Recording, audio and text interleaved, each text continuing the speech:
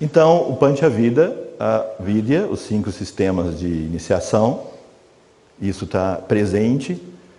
Depois que a pessoa entra por um desses sistemas e pratica isso por alguns anos, aí vem a prática chamada o sistema de Raja Yoga, a disciplina de Raja Yoga, que é mesmo o coração da prática da Sudha Dharma. Quando a pessoa tem tempo,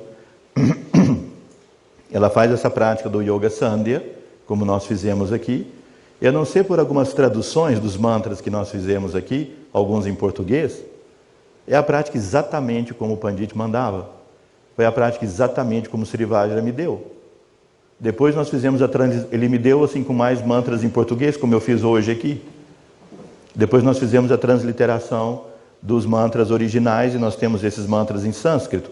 Para não ficar tudo em sânscrito, nós continuamos traduzindo alguns desses mantras em português. Mas aos poucos nós vamos fazendo essa prática toda em sânscrito, à medida que os discípulos forem adquirindo experiência, maturidade, estudo. Porque aí o poder é maior, a vibração é maior, o aproveitamento da prática é maior. É preciso haver maturidade das pessoas ir atrás dessas coisas. É preciso investir seu tempo nisso, sua energia nisso. Então a disciplina de Raja Yoga é o coração da prática, é o sistema muito elevado, que então se a pessoa pode, faz o Yoga Sandhya, mais rápido do que nós fizemos aqui, porque não tem que dar instruções de como fazer. Depois a disciplina do sistema, um dos 5 sistemas, Bhadraketa, Vamadeva, Vasista, Dharmaketa e Swataketa.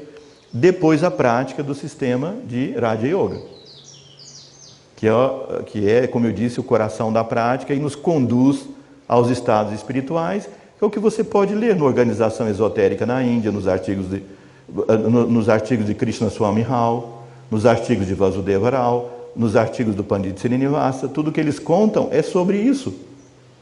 É sobre esse método. Eles descrevem de maneira resumida o que as pessoas vão fazendo durante esse método. Depois vem o Ekakshara Diksha. Ali eu pus os sistemas de lições preparatórias, vieram dessa forma.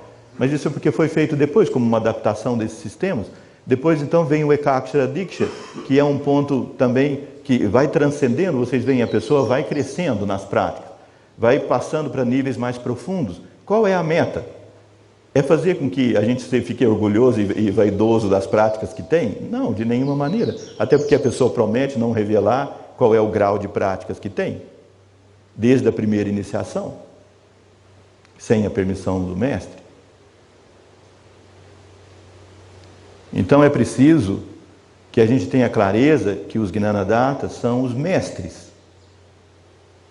Eles são os instrutores, eles são os mestres. Ainda que sejam pessoas humildes, que sejam amigos de todos, mas eles devem ser considerados como os seus mestres. E aos mestres é preciso ter uma atitude reverencial. E uma abertura para aprender o conhecimento e para praticá-lo. Nós temos uma profunda reverência por todos aqueles que Sri Vajra escolheu como Gnanadatas e aqueles que os próprios Gnanadatas escolheram como seus sucessores. Isso é fundamental nessa cultura védica, nessa cultura do Sanatana Dharma, que é a que nós seguimos.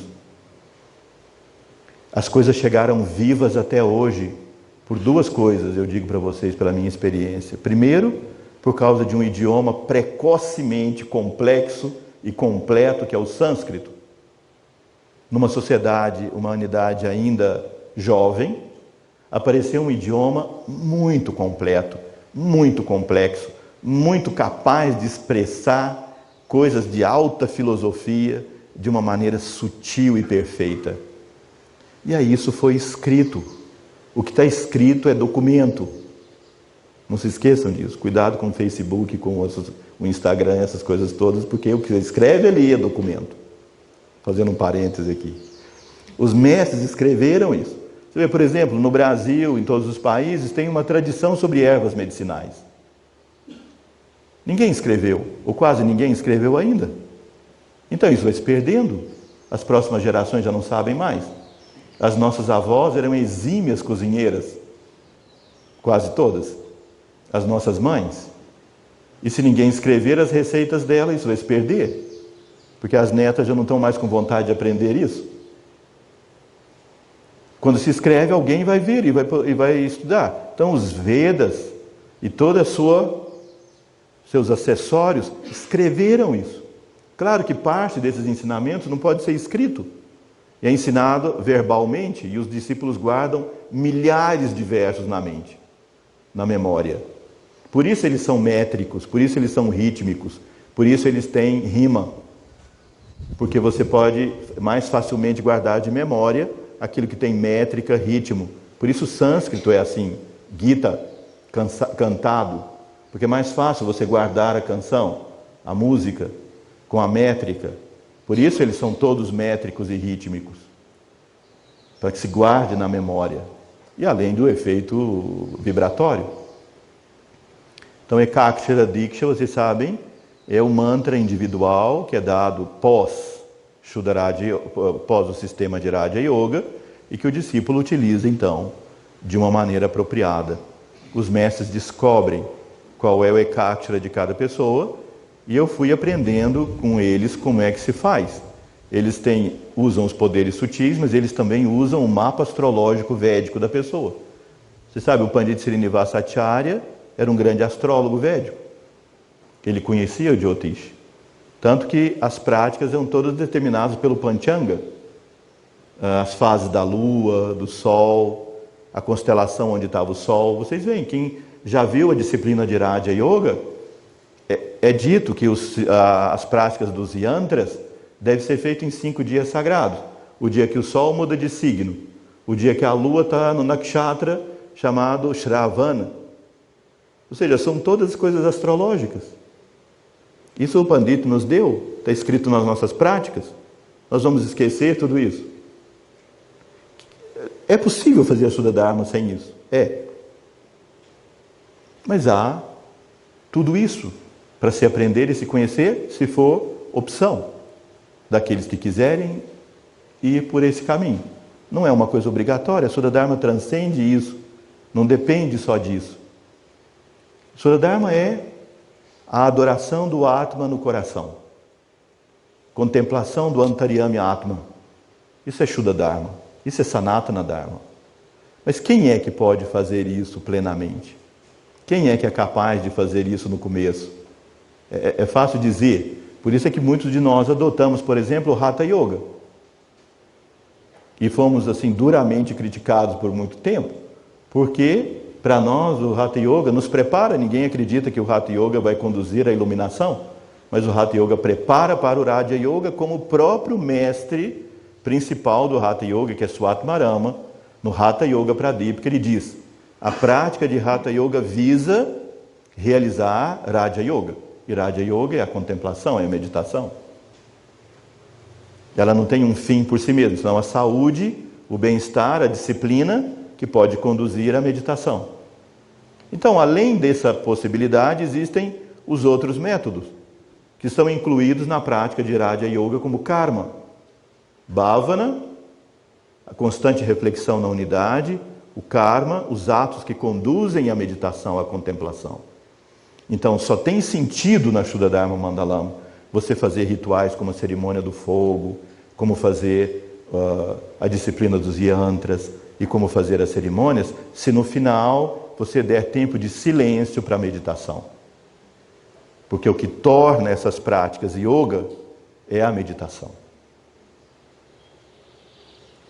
E a meditação aí é o fruto das práticas, é o produto delas. Entende? Você faz a prática para se colocar num tônus de sattva que te permite de fato meditar. Que te permite, de fato, fazer com que os mantras tenham poder. Que não sejam simplesmente orações. Porque os mantras não são orações.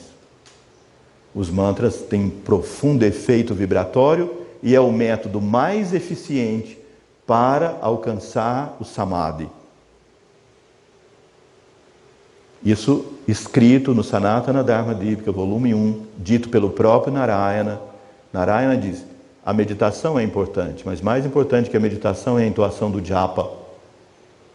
O japa te conduz ao estado meditativo. Então a meditação em si não é uma técnica, meditação é um estado de contemplação que se chega ao final do japa.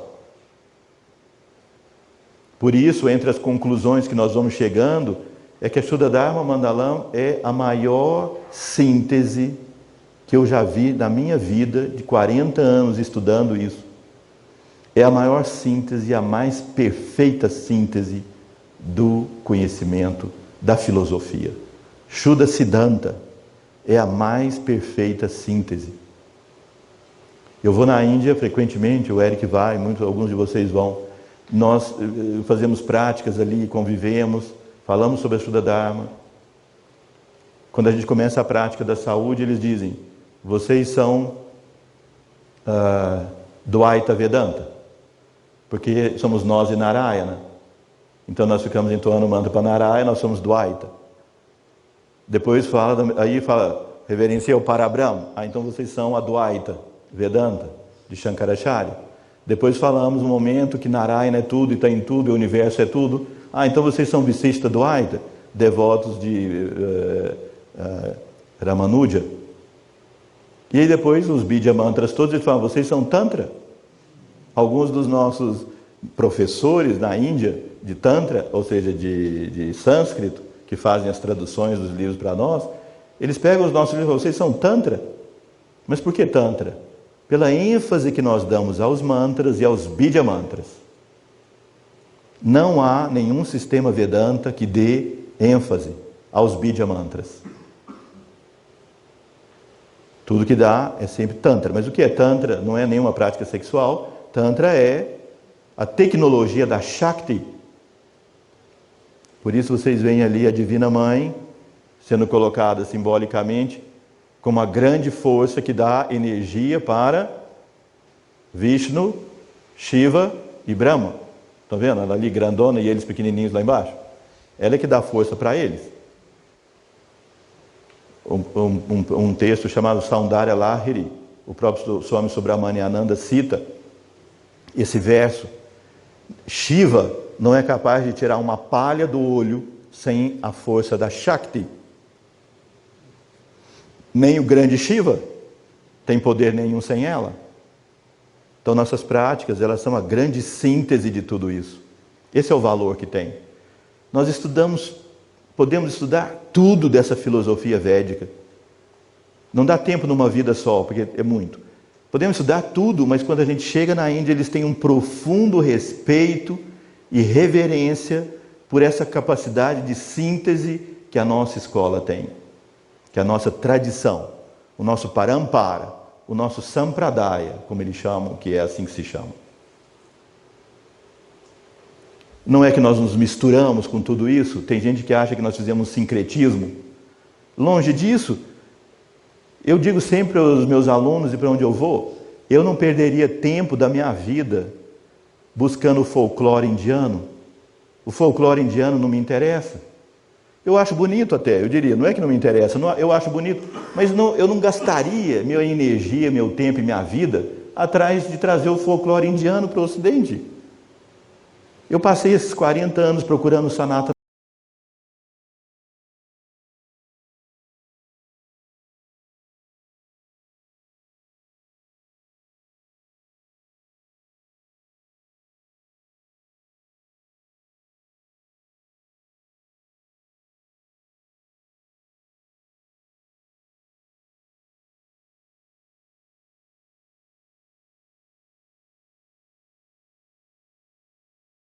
Nos Vedas nós devemos seguir.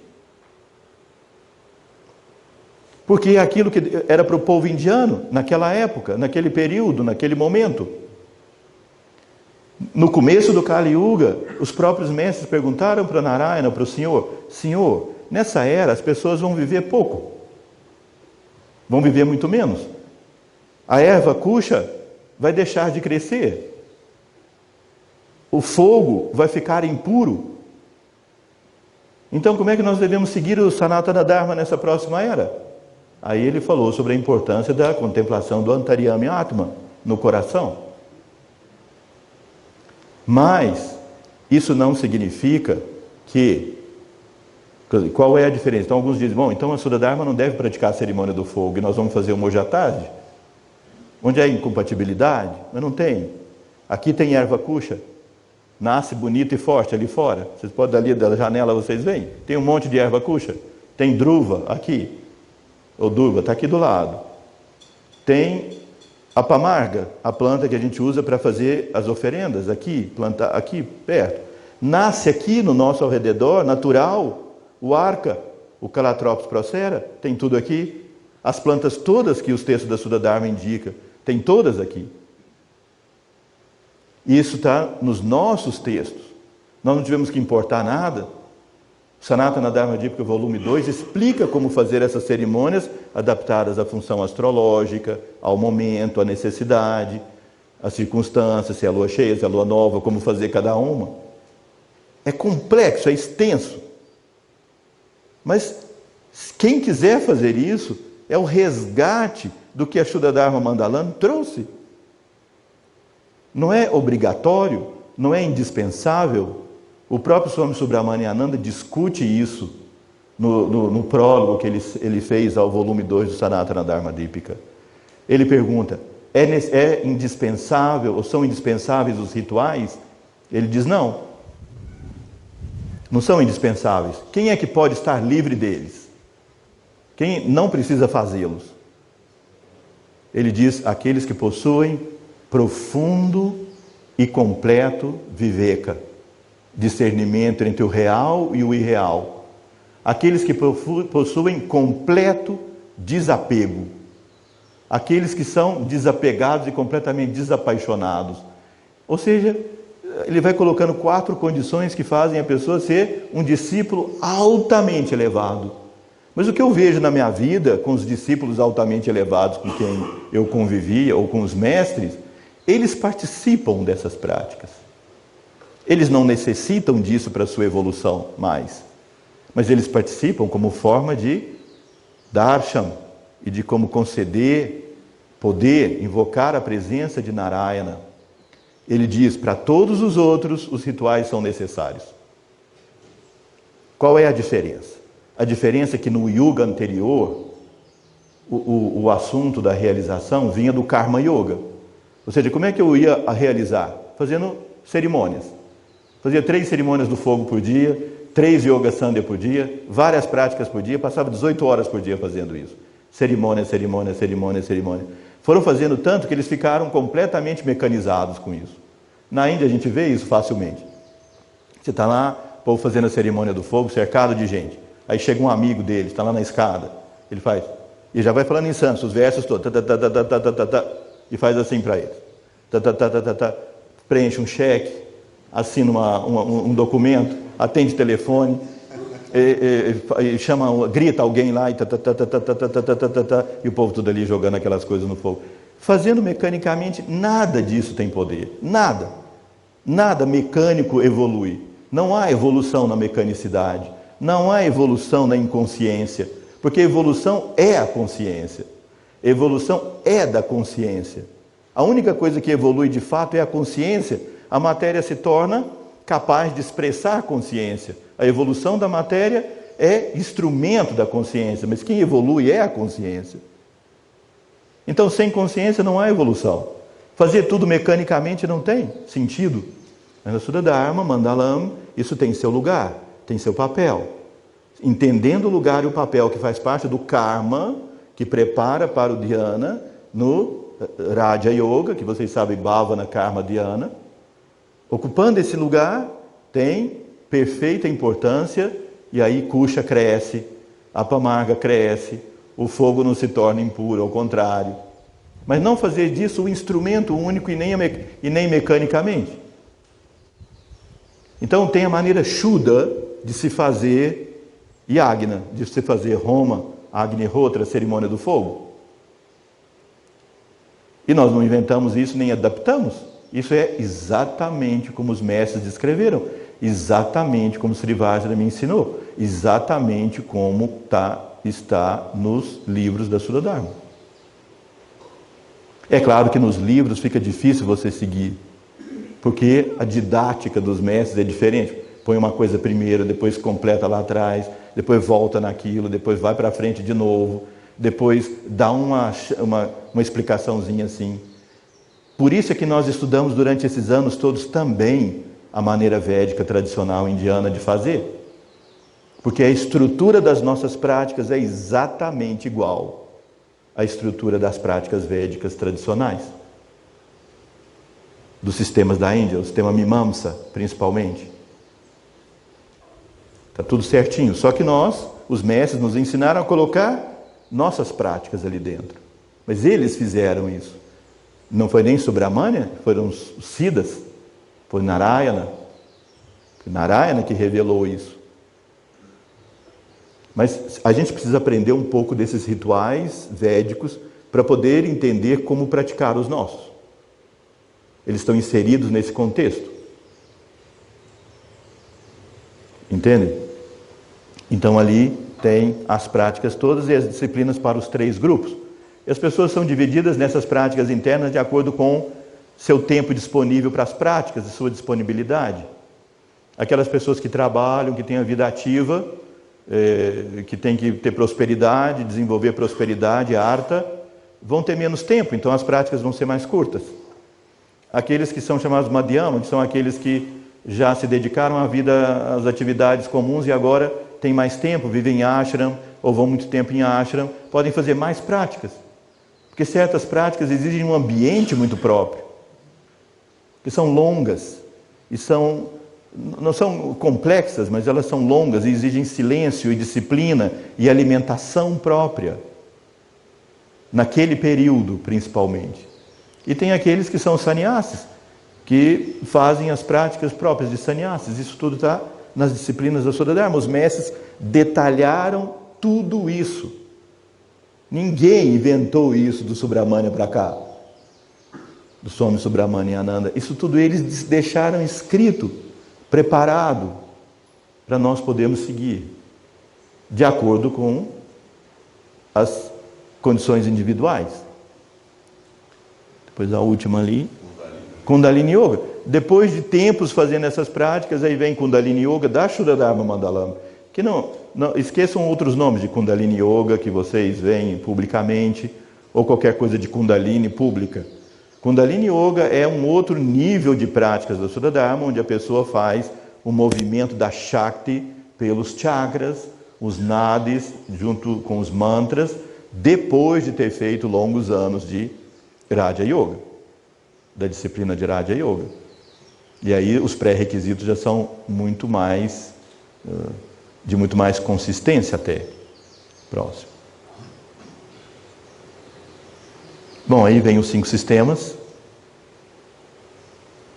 Então, a outra coisa que associa com a prática do sadhana, vejam, essas práticas, elas foram todas construídas para serem feitas individualmente. Elas fazem parte da disciplina do aspirante, do sadhaka. E aí nós fazemos públicas entre nós.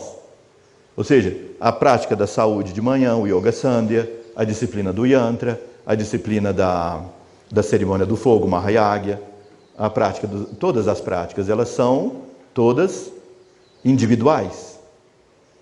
Mas, então, elas podem ser feitas assim publicamente, adaptando as coisas a fazer público. Mas essas práticas, elas podem ser trazidas e adaptadas à maneira atual de viver. O Puja de Yoga Devi, o Mahayantra de Yoga Devi, que aí é outra prática completamente tântrica, porque os yantras, o tantra é tantra, mantra, yantra. Quem tem yantra é a prática Shakti, poder, a mãe divina. Puja de Bhagavan Mitradeva, o Yoga Sandhya, o Mahayagya com suas variações, de acordo com o momento que se faz a prática, o Amavasya, que é a lua nova. Então tem cerimônias próprias para a lua nova dentro da Sudha-dharma.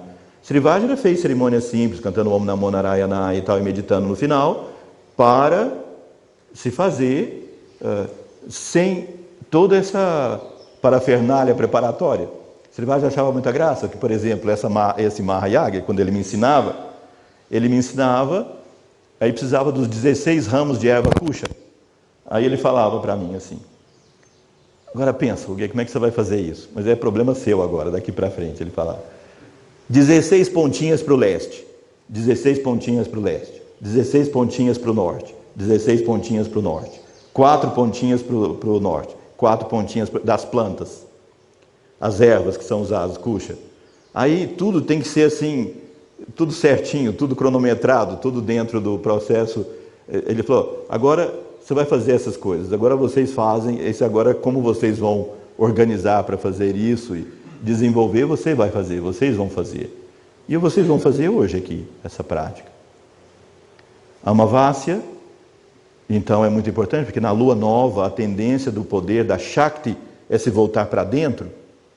Então as práticas meditativas de silêncio são mais importantes aí. E em Purnima, na lua cheia, para fora. Então são voltados mais para a adoração da Devi, as várias práticas voltadas para a Devi. Depois o Arati, que é no final dessas cerimônias nós fazemos o Arati. E depois tem o Panchanga, que é a prática da sexta-feira. Prática de quando a lua muda de posição do Nakshatra. Prática que quando o sol muda de signo, baseado na astrologia védica. E a astrologia védica tem um grande papel no nosso desenvolvimento também. Aqueles que quiserem... A maior dificuldade é achar um astrólogo sério, assim, que saiba fazer as coisas bem feitas. Mas encontrando é uma coisa realmente importante. Depois o Navaratri. Por exemplo, nós estamos agora no período do Navaratri, as 9 noites dedicadas à Divina Mãe. São 2 vezes por ano. Hoje começa uma. Todas essas práticas Mitradeva fez.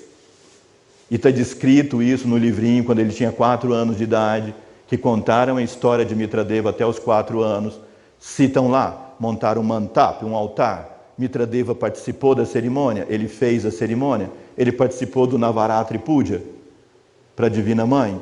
Ele participou do Mahayagya, da cerimônia do fogo. Se Mitradeva participou e ele é o nosso guru, ele é o nosso avatara, nós então vamos abrir mão? Se é possível, se não fosse, tudo bem. Se nós tivéssemos que abrir mão, porque isso acabou, porque não tem mais sentido, mas ele fez. Se ele tivesse achado que não deveria ser feito, ele estava vivendo em Brahmavana, no Himalaia, e ele participou de tudo isso, e ele fez, ele foi o mestre principal disso. Se ele fez, é porque ele diz, não, eu vou fazer agora para terminar e depois nunca mais? Não, claro que não.